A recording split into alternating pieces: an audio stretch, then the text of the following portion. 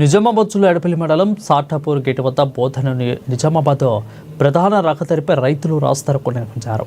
నిజాం సాగర్ ఆయకట్టుకు అనుసంధానమైన D46 canal ద్వారా వచ్చే సాగునీటితో ఎడపల్లి, రేంజల్, బోధన మండలాల్లో పంటలు పండిస్తున్నట్లు రైతులు తెలిపారు. ఇప్పటికే వర్షాకాలం ప్రారంభమైన పంటలు వేసిన రైతులు మాత్రం తగినంత వర్షపాతం నమోదు కాలేదంటున్నారు. ఇక ప్రభుత్వం నిజాం సాగర్ ప్రాజెక్టు ద్వారా నీటిని విడుదల చేసినప్పటికీ అధికారులు D46 కెనాల్ ద్వారా పంట పొలాలకు నీటిని వదలడం లేదని రైతులు ఆవేదన వ్యక్తం చేశారు. D46 కెనాల్ ద్వారా సాగునీటిని అందించి వేసిన పంటలను కాపాడాలని రాస్తారోకో నిర్వహించారు.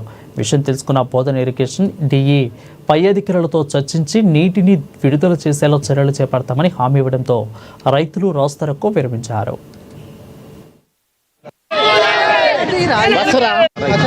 నిజాం సాగర్ నీళ్ళు వచ్చి 3 రోజులు అవుతున్నది. 46 కెనాలకు ఇంతవరకు నీళ్ళు రాలేదు. పంట చేను ఎండిపోతున్నాయి. నాటి వర్షాలు లేవు. నీళ్ళు ఇరిగేషన్ అధికారులు కడిగితే సమాధానం ఏం చెప్పడం లేదు. మాకు పై నుంచి పర్మిషన్ రాలేదంటున్నారు. నిజాం సాగర్ నీళ్ళు అయితే 28 దాకా ఆరాం పారుతున్నాయి సార్. మాకైతే 46 మళ్ళీ నీళ్ళు లేవు సార్. నీళ్ళు ఉంది 3 రోజులైన నీళ్ళు వదిలి పంటలేమో ఎండిపోతున్నాయి. వర్షాలు లేవు. ఏం చేస్తారు? వేలు పెట్టుబడి పెట్టినాము. మా పరిస్థితి ఏంటంటే అర్థం కావట్లేదు. ఇరిగేషన్ అధికారులు అడిగితేనో సార్ లిఫ్ట్ ఏమిటో మాకు పర్మిషన్ రాలేదంటున్నారు.